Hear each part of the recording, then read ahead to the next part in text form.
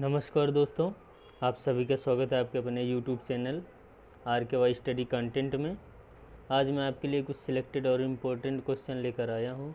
वो क्वेश्चन जो अक्सर किसी न किसी एग्ज़ाम में पूछे जाते हैं। अगर कि आप किसी भी एग्ज़ाम की तैयारी कर रहे हो तो ये वीडियो आपके लिए ज़्यादा यूजफुल होने वाला है। तो हम आज बात करेंगे लड़ाई, भारत की जो प्रसिद्ध लड़ाइयाँ हैं उनके बारे में बात करेंगे। तो चलिए शुरू करते हैं।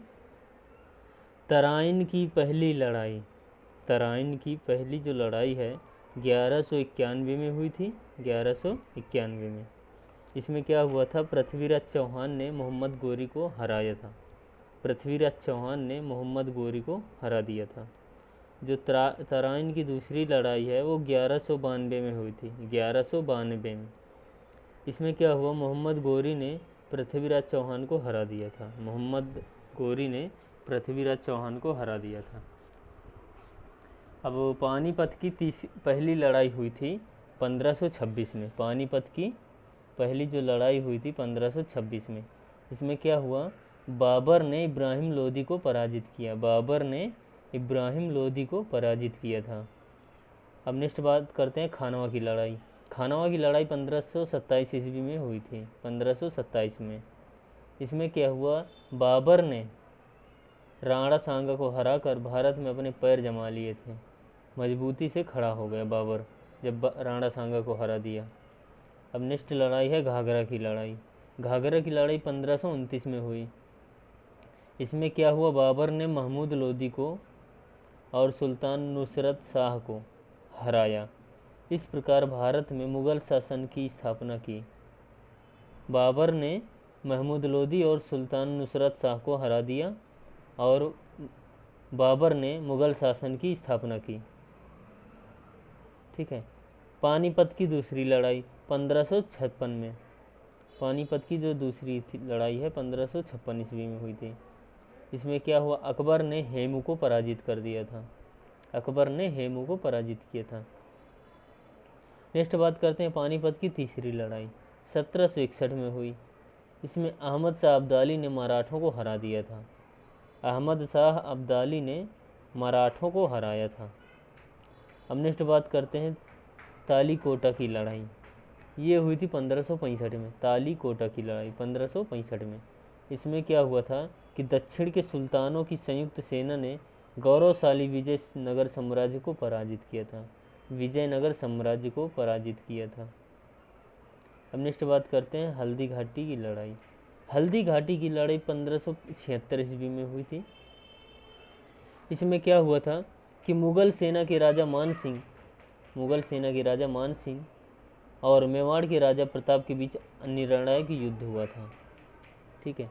अब इसमें बात करते हैं, नेक्स्ट लड़ाई है प्लासी की। प्लासी की लड़ाई 1757 में हुई थी। प्लासी की लड़ाई 1757 में हुई थी। इसमें क्या हुआ कि अंग्रेज़ों ने मीर जफ़र की मदद से सिराजुद्दौला को हरा दिया। अंग्रेज़ों ने मीर जफ़र की मदद से सिराजुद्दौला को हरा दिया और इस लड़ाई ने भारत में अंग्रेज़ों के साम्राज्य की नींव रखी। ठीक है। नेक्स्ट बात करते हैं वाडीवास की लड़ाई। वाडीवास की लड़ाई 1760 में हुई थी। वाडीवास की लड़ाई 1760 में हुई थी। इसमें क्या हुआ था कि अंग्रेज़ों ने भारत में फ्रांस के निर्णायक तौर पर पराजित किया। अंग्रेज़ों ने भारत में फ्रांस को निर्णायक तौर पर पराजित किया। यूरोप में ब्रिटेन और कहाँ चला गया, सॉरी दोस्त, बात करते हैं। यूरोप में ब्रिटेन और फ्रांस के बीच 7 साल युद्ध इसी दौरान हुआ था। 7 साल युद्ध देखो कब हुआ था, जो देखो 1756 से 1763 हुआ, इसी दौरान हुआ था। अंग्रेज़ों और फ्रांसीसियों के बीच 3 कर्नाटकीय युद्ध हुए और यह लड़ाई तीसरे कर्नाटकीय युद्ध का एक हिस्सा था। ठीक है। अब नेक्स्ट बात करते हैं बक्सर की लड़ाई। बक्सर की लड़ाई में क्या हुआ कि ब्रिटिश ने मीर कासिम सिराजुद्दौला, अवध के नवाब शाह आलम द्वितीय, मुग़ल सम्राट के संयुक्त बलों को हरा दिया। ये समझो कि बक्सर की लड़ाई में जितने भी भारत की मेन ताकतवर सेना थी या शासक थे सबको हरा दिया। ठीक है, प्लासी की लड़ाई से शुरू हुआ ब्रिटिश साम्राज्य की नींव का काम खत्म हुआ। ब्रिटिश साम्राज्य का नींव का काम खत्म हो गया। नेक्स्ट बात करते हैं समूहगढ़ की लड़ाई। समूहगढ़ की लड़ाई, ठीक है। समूहगढ़ की लड़ाई कब हुई थी? 1658 में। 1658 में हुई थी। इसमें क्या हुआ कि औरंगजेब ने दारा शिकोह को हरा दिया था। ठीक है, अब नेक्स्ट बात करते हैं करनाल की लड़ाई।